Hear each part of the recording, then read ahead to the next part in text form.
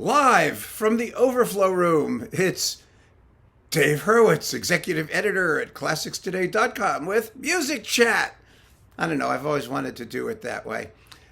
Today I want to talk to you about a very basic topic. Maybe a little bit of a thorny topic even. What is classical music?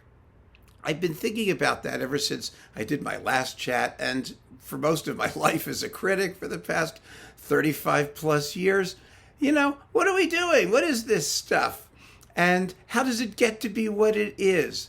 And I think it's important that we consider that because today, the media and our access to music has become so widespread and so extraordinary that the very definition of what classical music is being challenged. So let's just go at it and see where the conversation takes us. I think it's an awfully interesting one. And I also think that for people who are just beginning to get into classical music, who are wondering what the point is and what it is, this may be helpful. And for those of you, of course, who already know it, who knows? Maybe it'll give you some things to think about as well. So, as far as I can tell, there are 4 different definitions of what classical music is, and they're all kind of interrelated. But let's start with the simplest. The simplest definition of classical music is anything that was written during what we call the classical period in music. Now, the classical period in music ran from around the death of Bach, 1750, 60-ish, somewhere in there. Bach died in 1750. He didn't die 1750 or 60-ish. There was only one moment when he died. And it ended, technically, with the death of Beethoven, or possibly Schubert, around 1827, 28, 29. You want to make it 1830 for a nice round number. These periods are historical conveniences. They don't mean anything, particularly in the sense that there were many composers who straddled these periods and who don't fit conveniently into any one category. I'll give you 2 just to show you what I mean. It's very interesting. Mendelssohn. Mendelssohn was, of course, a child prodigy, and he wrote his first great masterpieces before Beethoven died. He wrote his octet. He wrote A Midsummer Night's Dream. He was about 18 at those points. At that point, he wrote them in the early 1820s, before Beethoven even wrote his Ninth Symphony. And Mendelssohn is usually considered one of the first great German romantics because he wrote some music afterwards. But Mendelssohn died when he was only in his 40s, or 38, I think he was. Yeah, 38. He died in the 1840s, but he was only 38. And so, you know, where does that leave us? He was a romantic, but he lived mostly in the classical period. Another great classical period composer was Rossini. Nobody thinks about Rossini when we think about the classical period, because when we talk about classical music, we talk about Viennese classical music specifically. But Rossini basically retired as an operatic composer in the 1820s, 1829, at the same time as the death of Beethoven, and had written all the operas we listen to by then. They're all classical works. I don't think anybody thinks of them that way, but that's what they are. Honestly, of course, Rossini lived till the 1860s, and at the end of his life started composing all over again and wrote 150 fabulous pieces of piano and chamber and vocal music that has nothing to do with the classical period. So where does he fall? You see what I mean? So these periods are useful for describing music that was composed by certain great people at certain times. And by the classical period, we really mean the music of Haydn, Mozart, and Beethoven, and their colleagues living in and around Vienna at the time. And Leonard Bernstein actually extended that a little in his young person's concerts, remember, young people's concerts, whatever they were called, the young things. Remember those? You know, he would talk about the classical period as including Bach and Handel because they were lumped with Haydn, Mozart, and Beethoven as the great composers who we still perform. But that brings up a very interesting corollary to the period definition. The period definition tends to mean the works of these composers, and those works were written in certain forms. Those forms are not songs. See my video about songs. That is, there's a lot of music besides songs. Pop music people tend to experience all of music in terms of songs, simple, short, lyrical pieces about love, absence of love, the need to have more love, dying of love, and sometimes other things, but mostly that. But music is a much bigger world, a much, much, much, much, much bigger world. And it includes works in larger forms. It includes symphonies and string quartets and dance suites and operas and oratorios and every kind of medium that involves the use of music. There's sacred music, there's choral music, there's you name it, wherever you put music, there's music. And anything that isn't folk music generally gets lumped into this category of classical. And it also includes, because of the way that the great classical composers wrote music, any works by modern composers that are written for those forces that play that music, or the kinds of media in which those composers worked. So let's say tomorrow I write a symphony. You would say that's classical. Why? Because it's a classical medium written for the symphony orchestra, a classical ensemble that plays classical music. And so that all gets lumped into the idea of what classical music is. But there's another problem with that definition, which is this. Most people only want to spend their time listening to, first of all, what they like, and second of all, what they like, they tend to want to think is the best stuff. That's why classical music people are often considered snobs. First of all, because a lot of them really are. There's a lot of snobbery and snottiness going on in the classical music world, but also because they want to think that they're listening to the best stuff. Well, how do we know we're listening to the best stuff? Yes, there are, analytical methods that musicologists can use to tell us that certain pieces of music have a certain level of sophistication, but that doesn't mean it's good.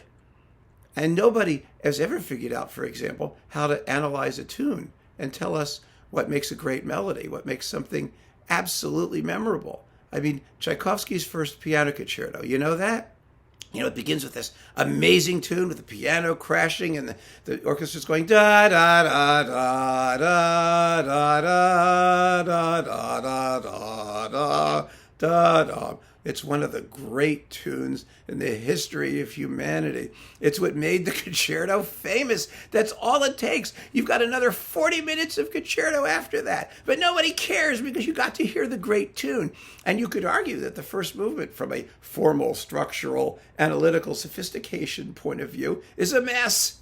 It may be. I don't know. It sounds fine to me, but who knows? You could argue that, and you might, because that fabulous tune in that introduction, which is what it is, to the first movement, has nothing to do with the rest of the concerto. Nothing. They play it, we love it, and it moves on, and we never hear it again. But that was enough to make Tchaikovsky's first piano concerto one of the great piano concertos that ever lived. So our definition of what constitutes musical substance and sophistication is a very, very, very subjective one. However, and this is the point, in order to determine what the best things are, you have to play them. You play them, and that takes time. And that means that the people who are going to play them have to choose. They have to decide from among the millions and millions of works out there which ones they want to play. And we, as an audience, have to decide how we're going to spend our time, how we're going to spend our money, what we want to go see. So there is a popular definition of classical music, but it's popular in a very odd way. It doesn't mean what the mass of humanity wants or does, or what's on the Billboard chart. It means popular in the sense that sophisticated, very well-trained musicians have decided that this music is worthwhile, And we, as theoretically experienced listeners with disposable income, want to hear it. So that imposes all kinds of limitations on what we decide is classical. There's education and training and musical talent and ability and a level of virtuosity. And there's, quite frankly, class. There's money involved. There's spending people. There's a social aspect to it. Going out to hear these pieces played by certain ensembles that require a great deal of money to keep them going. So all of those things combine, and over the centuries, throw in time into the recipe, a good bit of time sometimes generations, and you get what we call the canon of classical works. That is, that limited repertory of pieces that the universe out there has decided is a classic. So that means that, anything can become a classic if it fulfills those requirements. If it's, other people get to play it. You can't have a piece of classical music that only the person who wrote it plays. It has to be played widely by a consensus of great musicians, listened to by a consensus of audiences, taken up by a range of ensembles. When you have all of those things put together, you have the classical canon of music. But even that doesn't give us everything anymore, because where do recordings come into the mix? This is one of the most astonishing things that has completely demolished our concept of what classical music is, because people record everything. People want to be distinctive. Artists want to be distinctive. They're looking for new repertoire all the time. They're digging around. Musicologists are running around in archives and publishing things that were written in the 13th century. These would never make the definition of classical music. And all of these different niche repertoires have their audiences, and they've all been recorded.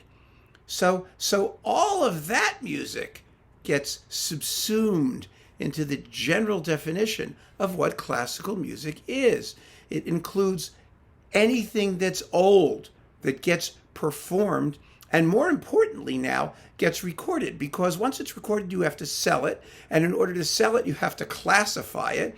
It has to be stuck somewhere, either online or in a store, or stuck in a category. And that category, as often as not, is classical music. So the dumping ground definition of classical music is completely the opposite of what is the classical canon of great works listened to by the select few and played by the unique virtuosi. I mean, it's totally the opposite. It's completely antithetical and destructive to the usual general concept of what classical music is, which is the best selection of the music of the past. So we are living in a world which has completely changed our view of what classical music can be. And I'll give you an example. Let me just give you an example. Here are two examples of classical music. Here's one.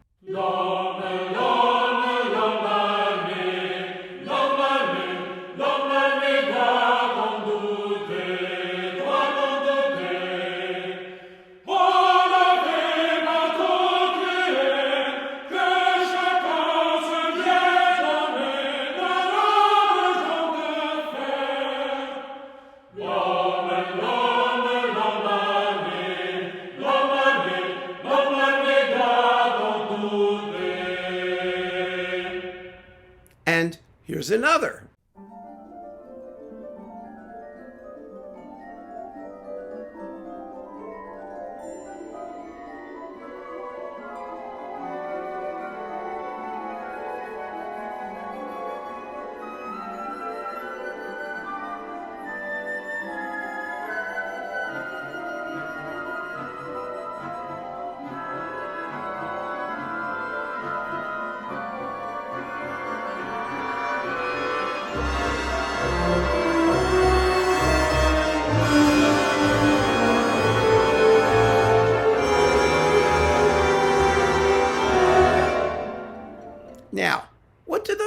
pieces have in common? Nothing. Absolutely nothing. They only have in common the fact that they're both music. But we would lump them together in the category of classical, and nobody would argue with that definition, even though they have not been selected by any winnowing process. They haven't had time to be acclaimed classics in their genre, whatever that genre is. In a sense, the idea of what is classical doesn't mean anything anymore. And that, in a way, is a good thing, and in a way, it's a bad thing. It's a bad thing because it makes knowing what to listen to a lot harder. Note the overflow room here. There's so much more to choose from than there ever has been before, and it's all at your fingertips. You don't have to go out. You don't have to worry. You don't even have to pay for it anymore half the time. And that can be very, very bewildering and very daunting for people who are just getting started. And most of the time when people just get started listening to classical music, what they want to hear are the classics, that is, the canon of great classical works, because they don't want to waste their time and they want to know they're getting the best stuff. And who can blame them? And so that's the bad thing. The good thing, of course, is that we now have a very democratic definition of music generally. I think it's a mistake to call it classical, because the word classical doesn't mean anything when you do that. But music, what a wonderful, broad, huge, unbelievable world of human activity that it represents. And all of the stuff that's out there.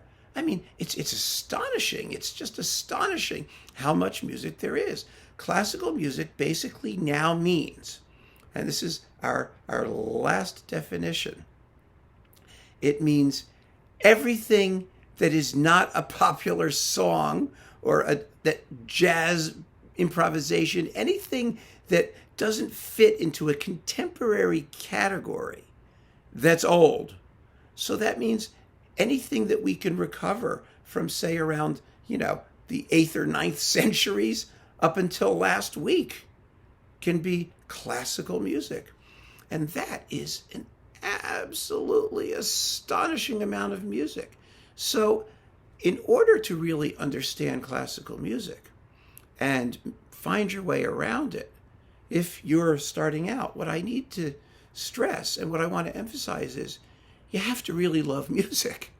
I mean, you have to want to know what music is, what it can be, all of the forms and shapes it can take, all of the different styles and ways that composers past and present use music as a medium to express their feelings, to express the meaning of a text if it has words, to express their humanity in sound. And that is it's epic. It's just epic. It's a huge, huge range of things. And I can't think of another medium, artistic medium, that is as broad as music is. It really is. It's astonishing just how much you could do with this stuff. So you have to really be curious. You have to want to know what these things are, and you have to be open to experiencing all of these different opportunities to hear what music is. And mind you, I'm only speaking about Western classical music. I'm not talking about Indian classical music, which is a whole nother world, or what they call world music, which is music that comes from other cultures in sometimes radically different styles, some of which has its own repertoire of certified classics. All of that has its own category. We call it usually just world music. It's helpful, frankly, to have that. But that's what classical music is. It's the sum total of not contemporary popular songs.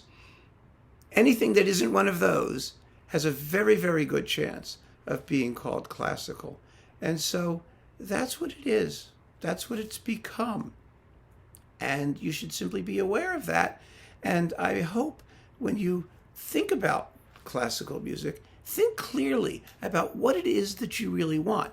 Are you looking for the classics that represent just the best, the repertoire, which we can still define historically? We can define what it was. We can't really define what it is, but you can still get a sense of it by looking at what your local symphony orchestra plays, for example. You know, what classical pieces are on tap in the concert world, because that world is much, much, much more limited than the world of recordings. What you're actually going to hear live is very, very different from what you're going to hear on recordings, what you have the opportunity to hear on recordings. So think about that, or just say to yourself, which is equally legitimate, I'm just curious about what's out there. I'm curious about what we, the human race, have been doing with this stuff called music over the past 800 or 900 or 1,000 years.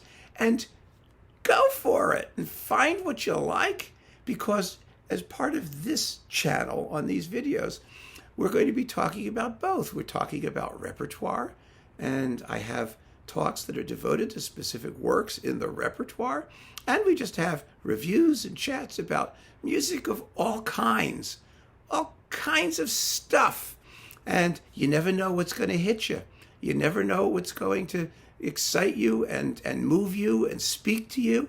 And for that reason, you need to take time. You need to just love music for itself.